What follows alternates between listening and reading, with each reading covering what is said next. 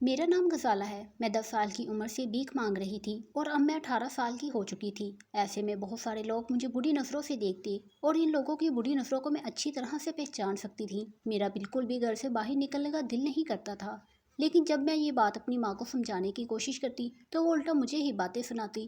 ان کا یہی کہنا تھا کہ ہم لوگ بھکاری ہیں اور ہمارا کام بھیک مانگنا ہے، ایسے مجھے گھر بیٹھ کر روٹیاں نہیں کھلا سکتی۔ اب میں نے یہی سوچا تھا کہ اس سے اچھا تھا کہ میری ماں مجھے کسی بنگلے پر کام پر لگا دیتی۔ میں جھاڑو پونچھا کرنے کے لیے تیار تھی، لیکن اس طرح گلی بازاروں میں بھیک مانگنا میرے بس کی بات نہیں تھی۔ ماں اچھی طرح سے جانتی تھی کہ میں دیکھنے میں بہت خوبصورت ہوں اور ایسے میں لوگ مجھے بری نظر سے دیکھتے ہیں۔ میں تو بچپن سے ہی لوگوں کی بری نظروں سے خوف کھایا کرتی تھی۔ میرے پاس اس کا کوئی بھی حل نہیں تھا۔ ایک دن اسی طرح میں اپنے گھر سے بھیک مانگنے کے لیے نکلی جب ایک آدمی نے مجھے چند پیسے دینے کے لیے مجھے اپنے پاس بلایا۔ جیسے ہی میں اس کے پاس پیسے لینے کے لیے گئی تو اس نے زبردستی میرا ہاتھ پکڑ لیا۔ اس کا کہنا تھا کہ میں خوبصورت ہوں اور وہ مجھے اتنے پیسے دے گا کہ میری زندگی بدل جائے گی، لیکن بدلے میں مجھے اس کی بات ماننی ہوگی۔ اس آدمی کی نظروں سے اس کی ہوس صاف صاف نظر آ رہی تھی۔ اس کے لہجے میں جو بے ہودگی تھی وہ میں اچھی طرح سے پہچان سکتی تھی۔ اس لیے میں نے اپنا ہاتھ فوراً سے کھینچ لیا اور جو پیسے اس نے دیے تھے اس کے منہ پر مار کر وہاں سے بھاگنے لگی۔ تبھی اس آدمی کو غصہ آ گیا اور وہ بھی میرے پیچھے پیچھے بھاگنے لگا۔ میں نے خود کو بچانے کے لیے ایک مسجد میں جا کر پناہ لے لی۔ اس کے بعد میری وہاں سے باہر نکلنے کی ہمت ہی نہ ہوئی۔ کافی دیر مسجد میں بیٹھی رہی اور اس بات کا انتظار کرتی رہی کہ جیسے ہی لوگوں کا رش یہاں پر پڑے گا تو میں چھپ کر یہاں سے نکل کر اپنے گھر چلی جاؤں گی۔ اس دن میں نے کچھ بھی نہ کمایا تھا۔ میں اچھی طرح سے جانتی تھی کہ میری ماں مجھے گھر میں گھسنے نہیں دے گی۔ میں نے یہی سوچا تھا کہ ماں کو ساری حقیقت بتا دوں گی، لیکن پھر یہی سوچا کہ میری اماں میری کسی بات پر بھروسہ نہیں کریں گی، لیکن اگر انہوں نے بھروسہ کر بھی لیا تو وہ الٹا مجھے ہی قصوروار ٹھہرائیں گی اور الٹا مجھے یہی کہیں گی کہ مجھے وہ پیسے واپس نہیں کرنے چاہیے تھے اور اس آدمی کی بات بھی مان لینی چاہیے تھی، جو کہ میں بالکل بھی نہیں کرنا چاہتی تھی۔ میں بھیک مانگنے کے لیے تو تیار تھی، لیکن مجھے اپنی عزت کی پرواہ تھی۔ اس کو میں کسی صورت بھی گنوانا نہیں چاہتی تھی اور اس دن مجھے اس بات کا احساس ہوا کہ لوگوں کی نظر میں ہم غریب لوگوں کی شاید کوئی بھی عزت نہیں ہوتی۔ جب شام کو نماز کے بعد سب لوگ وہاں سے آہستہ آہستہ جانے لگے تب میں نے سوچا کہ جیسے ہی تھوڑا سا اندھیرا ہوگا تو میں خاموشی سے یہاں سے نکل جاؤں گی، کیونکہ اس وقت اگر میں سب مردوں کے ساتھ مسجد سے باہر جاؤں گی تو سبھی مجھے حیرت سے دیکھیں گے۔ میں سب لوگوں کو وہاں سے نکلنے کا انتظار کرنے لگی۔ جیسے ہی سب لوگ وہاں سے جا چکے تو میں نے اپنی چادر سنبھالی اور وہاں سے نکلنے لگی تو امام مسجد صاحب نے مجھے دیکھ لیا اور اس وقت مجھے وہاں دیکھ کر انہیں شدید حیرت ہوئی تھی، اسی لیے انہوں نے مجھے آواز دے کر رکنے کے لیے کہا۔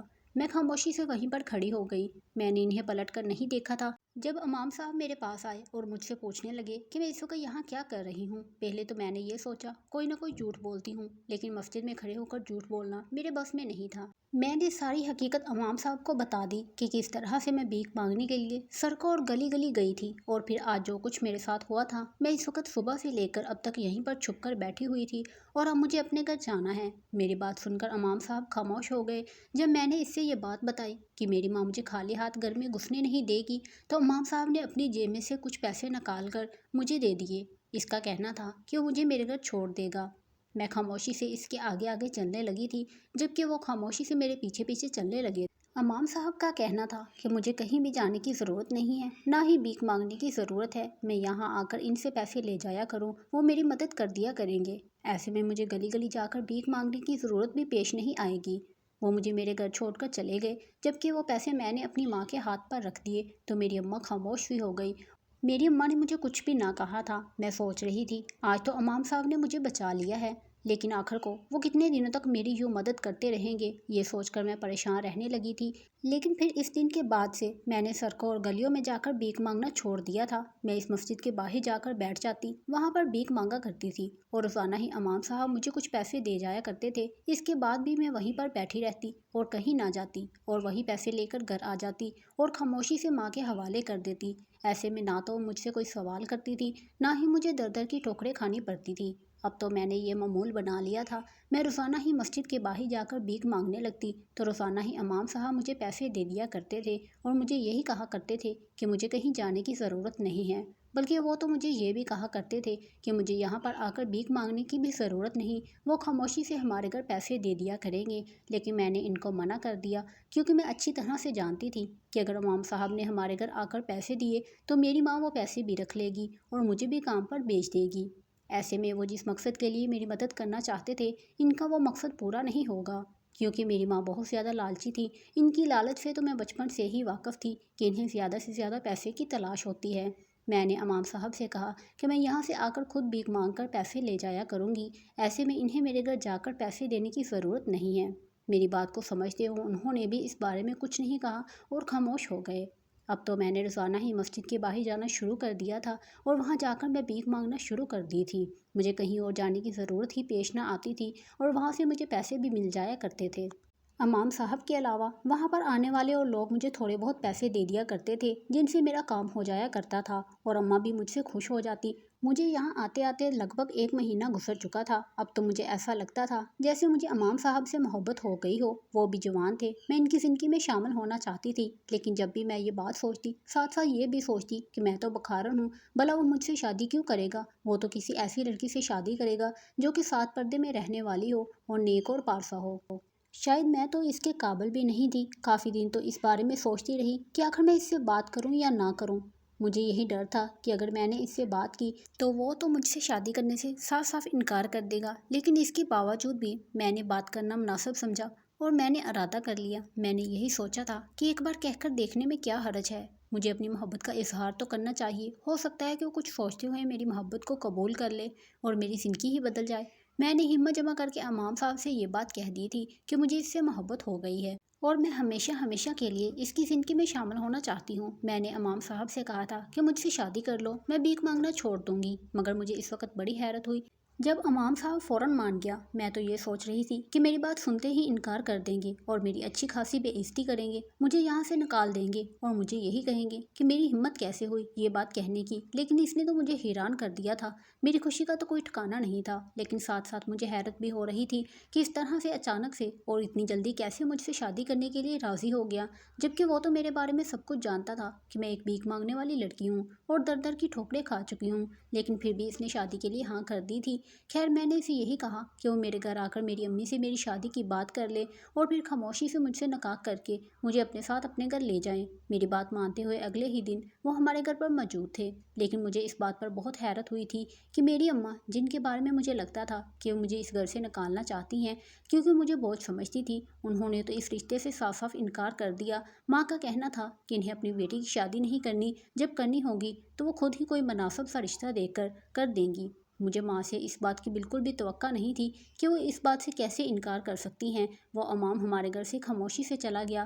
اگلے دن اس کا مجھ سے یہی کہنا تھا کہ میری ماں میری شادی نہیں کروانا چاہتی ہیں۔ امام صاحب کا کہنا تھا کہ میری ماں نے اس لیے اپنے گھر میں رکھا ہوا ہے تاکہ مجھ سے فائدہ حاصل کریں، میری کمائی سے ان کا گھر چلتا رہے۔ ایسے میں اگر میری شادی کر دی گئی تو پھر ان کے ہاتھ میں تو 1 روپیہ بھی نہیں آئے گا، اس لیے وہ کبھی بھی اپنا نقصان نہیں کروانا چاہتی۔ یہ ساری باتیں سن کر میں سوچ میں پڑ گئی تھی، کیا میں ساری زندگی اسی طرح سے بھیک مانگتے ہوئے ہی گزار دوں گی؟ لیکن میں ایسا بالکل بھی نہیں چاہتی تھی، کیونکہ مجھے بھیک مانگنے سے سخت نفرت تھی اور میں صرف اماں کے کہنے پر یہ کام کیا کرتی تھی۔ امام صاحب نے مجھ سے یہی کہا تھا کہ اگر میں چاہوں تو وہ مجھ سے مسجد میں نکاح کر کے مجھے اپنے ساتھ لے جا سکتا ہے، کیونکہ مجھے اپنی زندگی کا فیصلہ کرنے کا پورا حق ہے۔ میری اماں نے بچپن سے لے کر اب تک جیسا رویہ میرے ساتھ رکھا ہوا تھا وہ میری زندگی بدلنے والی نہیں تھی، اور اب ایک موقع جو مجھے قسمت دے رہی تھی، میں نے ان سب کو نظر انداز کر دیا اور امام صاحب سے مسجد میں نکاح کر لیا اور ان کے گھر چلی گئی۔ انہوں نے اپنے گھر میں بات کر رکھی تھی، اس لیے وہاں پر کسی نے مجھ سے کوئی سوال نہ کیا۔ میں نے اپنا حلیہ بھی تبدیل کر لیا تھا، اب تو ویسے بھی کوئی مجھے دیکھ کر یہ نہیں کہہ سکتا تھا کہ میں کوئی بکھارن ہوں۔ جو بھی عورت مجھے دیکھنے کے لیے آتی تو میری تعریف کیے بغیر نہ رہتی۔ سب لوگ میری ساس سے یہی کہتے کہ انہوں نے بہت ہی خوبصورت بہو اپنے لیے ڈھونڈی ہے۔ میری ساس اور میری ننند مجھ سے محبت کیا کرتی تھی۔ میرے شوہر نے بھی کبھی مجھ سے اونچی آواز میں بات نہیں کی تھی، نہ ہی کبھی مجھے کسی بات کا طعنہ دیا تھا، لیکن سب سے زیادہ حیرت مجھے اس بات پر ہوتی تھی کہ وہ میرے قریب نہیں آتا تھا اور میں یہ سوچتی تھی کہ شاید وہ مجھے اپنے قابل نہیں سمجھتا۔ لیکن میری حیرت کا اس وقت کوئی ٹھکانہ نہ رہا جب وہ روتے ہوئے میرے قدموں میں بیٹھ کر کہتا کہ غزالہ، جب تک تم مجھے معاف نہیں کرو گی خدا بھی مجھے معاف نہیں کرے گا، میں تمہاری زندگی برباد کر دی ہے۔ میں حیران ہوتی کیونکہ میری زندگی تو اب سنور گئی تھی، پھر یہ کیوں کہتا ہے کہ برباد ہو گئی ہے، اور وہ مجھ سے کس چیز کی معافی مانگتا ہے؟ جب میں اس سے یہ بات پوچھتی تو وہ خاموش سا ہو جاتا اور فوراً ہی کمرے سے باہر نکل جاتا۔ مجھے یہ بات اب تک سمجھ نہیں آئی تھی کہ آخر وہ مجھ سے کس چیز کی معافی مانگتا ہے، اور جب میں اس سے پوچھنے کی کوشش کرتی ہوں تو کوئی جواب دیے بنا ہی وہاں سے چلا جاتا ہے۔ اس کے علاوہ میری ساری ضرورتیں پوری کرتا ہے۔ اس دن کے بعد سے میری اپنی امی سے بھی کوئی ملاقات نہ ہوئی تھی۔ ایک دو بار وہ مجھ سے ملنے کے لیے آئی تھی اور اپنی محبت جگانے لگی تھی، لیکن میں اچھی طرح سے جان چکی تھی کہ یہ ساری محبت جھوٹی ہے، وہ صرف اپنا فائدہ چاہتی ہیں۔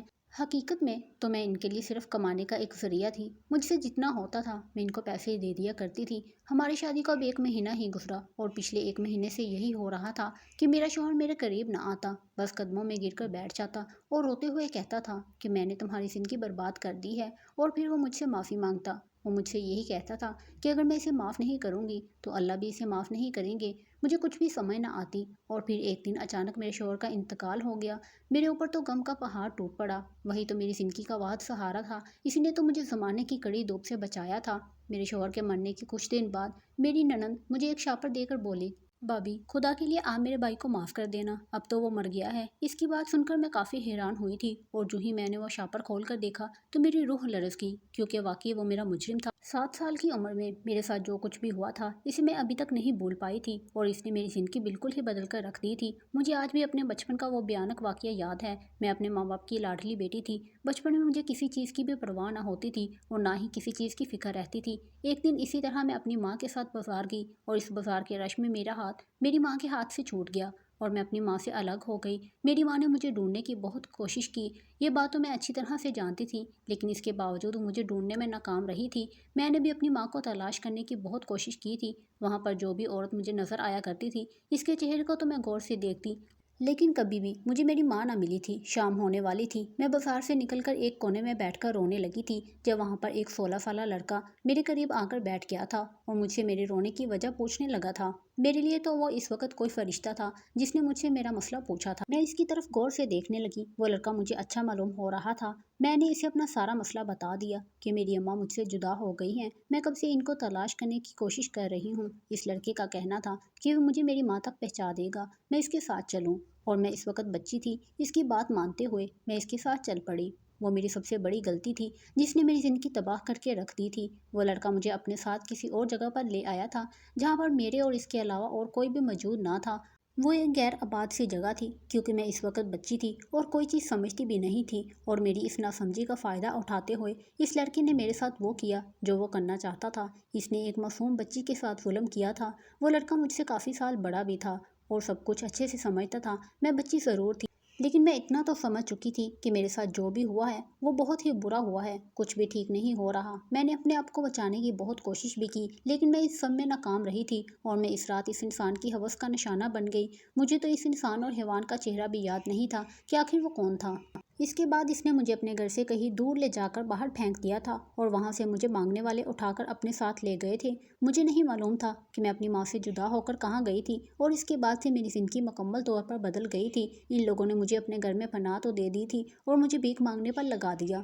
اگر کبھی میں اپنی ماں یا باپ کا ذکر بھی کرتی تو مجھے مار کر خاموش کروا دیا جاتا تھا۔ میں اپنے ماں باپ سے دوبارہ کبھی نہیں مل سکی تھی۔ اس دن نہ صرف میں نے اپنی عزت کھوئی تھی، بلکہ میں نے اپنے ماں باپ کو بھی کھو دیا تھا، اور پھر یہی بھیک مانگنا میری قسمت میں رہ گیا تھا۔ میری اماں نے میرے کانوں میں سونے کی بالیاں بنا کر ڈالی ہوئی تھی۔ میں تو اس سب کو کب کا بھول گئی تھی، مگر آج میری ننند نے جو شاپا لا کے مجھے دیا تھا، اس میں میری وہی بچپن کی پرانی بالیاں نکلی تھی جو اس وقت اس لڑکے نے میرے کانوں سے اتار لی تھی، اور ایک کاغذ تھا جس پر میری زندگی کی آپ بیتی بھی لکھی ہوئی تھی۔ یہ سب چیزیں دیکھنے کے بعد مجھے یہ بات اچھی طرح سے سمجھ آ گئی تھی کہ وہ لڑکا کوئی اور نہیں تھا بلکہ وہی امام تھا، وہی میرا شوہر تھا۔ لیکن مجھے حیرت اس بات پر ہو رہی تھی کہ اتنے سالوں بعد اس نے مجھے کس طرح سے پہچان لیا تھا۔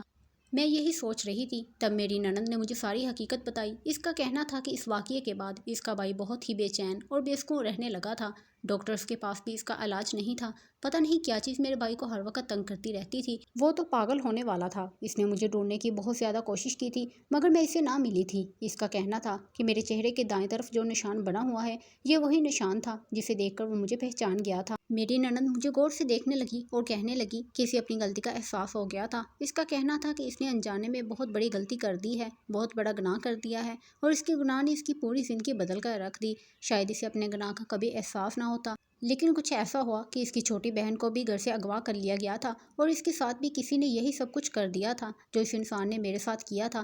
اس واقعے کے بعد اس انسان کو اپنی غلطی کا احساس ہو گیا تھا اور اس نے گناہوں سے توبہ کر لی تھی۔ میری نند مجھے یہ سب کچھ بتا رہی تھی۔